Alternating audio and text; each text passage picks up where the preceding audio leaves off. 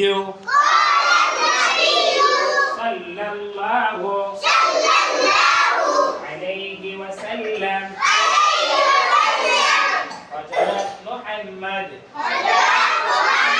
মুস্তাফা সাল্লাল্লাহু আলাইহি ওয়াসাল্লাম যাহা বলিয়াছেন এবং নিজে করিয়াছেন সাহাবায়ে কেরামদেরকে করতে দেখিয়া নিষেধ করেন নাই তাহাই হাদিস।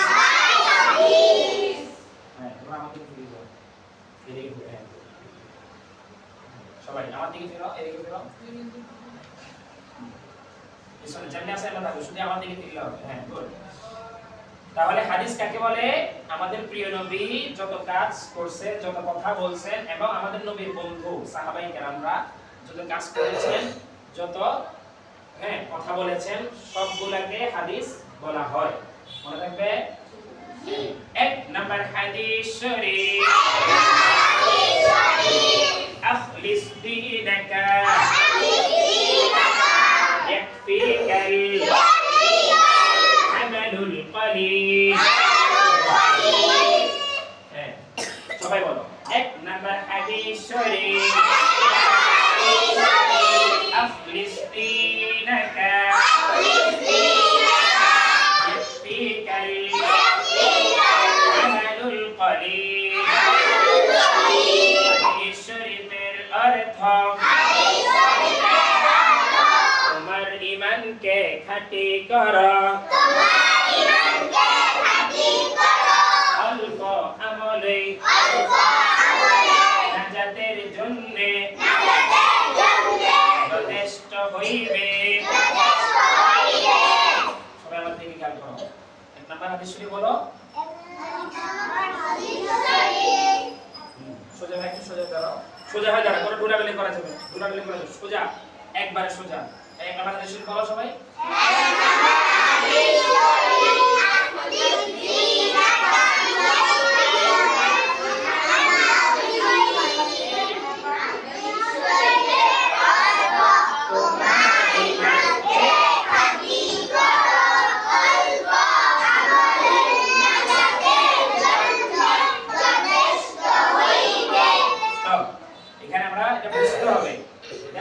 বুঝতে হবে, শুধু মুখস্থ করলে কি হবে? বুঝতে হবে না?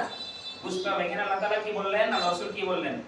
আমাদের প্রিয় নবী মুহাম্মদ সাল্লাল্লাহু আলাইহি সাল্লাম বললেন, তোমাদের মধ্যে, আমাদের মধ্যে, তোমাদের মধ্যে এবং আমাদের মধ্যে যে ব্যক্তি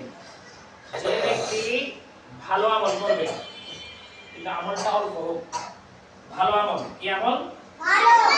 ভালো আমল, ভালো কাজ, ভালো কাজ, সেটা অল্প হোক, সেটা যদি আল্লাহকে খুশি করার জন্য হয়। কাকে খুশি করার জন্য হয়? আল্লাহকে।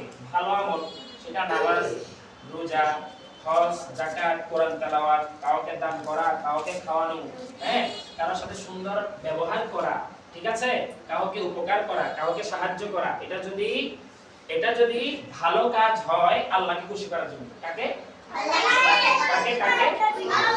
আল্লাহকে খুশি করার জন্য হয়, তাহলে ওই আমলটা অল্প হলেও আল্লাহ কবুল করবেন। আমার কথা কি তোমরা বুঝতে পারতেছো? যে কোনো ভালো কাজ, এদিকে তাকাও, যে কোনো ভালো কাজ সেটা যদি আল্লাহকে খুশি করার জন্য আমরা আমাদের প্রিয় নবীর কথা অনুযায়ী, নিয়ম অনুযায়ী করি, তাহলে আল্লাহ কি হবে? বেশি খুশি হবেন, ওটা কবুল করবেন। ঠিক আছে? এরপরে আসো, পাঠিয়ে দেন, ভিতরে পাঠিয়ে দেন। আসো, চলে আসো। এরপর আসো, 2 নাম্বার হাদিস শরীফ খায়রুকুম মান তাআল্লামাল কুরআনা ওয়া আল্লামা। হাদিস শরীফের অর্থ, পিছনে পড়া যায়। হাদিস শরীফের অর্থ,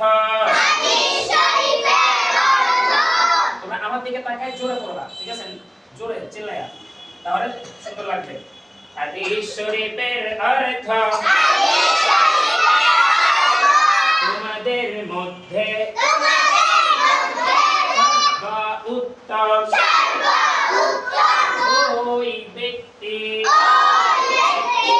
যে কুরআন মাজিদ শিক্ষা করে এবং শিক্ষা দেয়। তোমরা বলো, দুই নাম্বারটা তোমরা বলো। দুই নাম্বার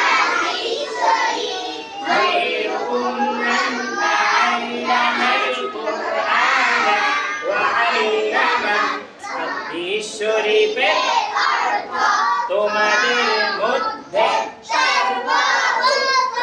ওই ব্যক্তি যে কুরআন মাজিদ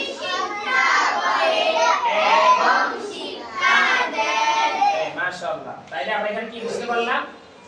এই নাম্বার হাদিসে কি শিখতে পারলাম? এখানে বলছে তোমাদের মধ্যে, আমাদের মধ্যে সবচেয়ে ভালো, সবচেয়ে ভালো ওই মানুষটা, ওই ব্যক্তিটা যে কোরআন নিজেও শিখেছে অন্যকেও শিখিয়েছে।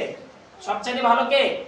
যে কোরআন নিজেও শিখেছে অন্যকেও শিখিয়েছে। ইসলামের জ্ঞানগুলো নিজেও শিখেছে অন্যকেও শিখিয়েছে, সে সবচেয়ে উত্তম, সবচেয়ে ভালো।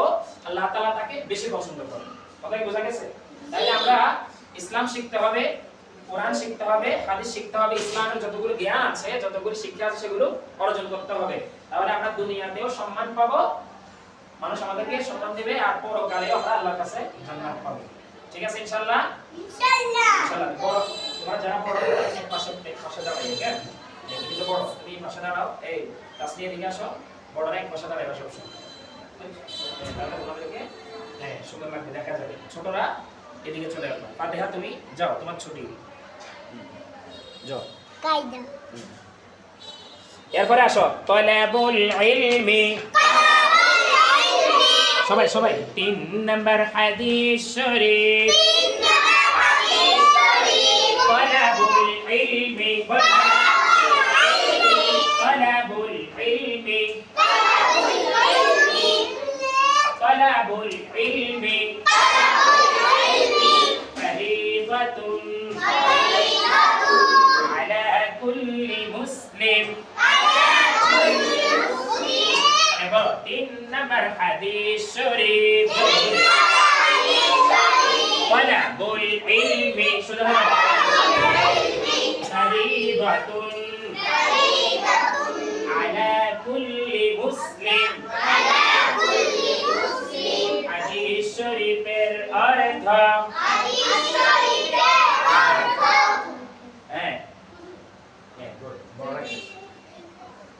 বলো, ভিতরে চলে আসো তাড়াতাড়ি। বলো 3 নাম্বার হাদিস শরীফ। সবাই মিলে বলো 3 নাম্বার হাদিস শরীফ। তলাবুল ইলমি ফরিদাতুন আলা কুল্লি মুসলিম। হাদিস শরীফের দ্বীনি ইলম তলব করা প্রত্যেক মুসলমানের উপর। আবার দ্বীনি ইলম তলব করা প্রত্যেক মুসলমানের উপর ফরজ। সবাই বলো, আবার বলো 3 নাম্বার হাদিস শরীফ। তলাবুল ইলমি ফরিদাতুন আলা কুল্লি মুসলিম। অর্থ দ্বীনি ইলম তলব করা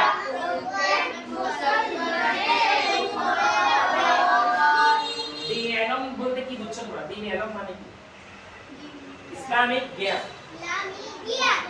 দ্বীন মানে ইসলাম, ইলম মানে শিক্ষা। ইলম মানে কি? শিক্ষা। দ্বীন মানে ইসলাম, ইলম মানে শিক্ষা, মানে ইসলামিক জ্ঞান অর্জন করা। জোরে জোরে ইসলামিক শিক্ষা অর্জন করা। জোরে জোরে প্রত্যেক মুসলমানের উপর ফরজ।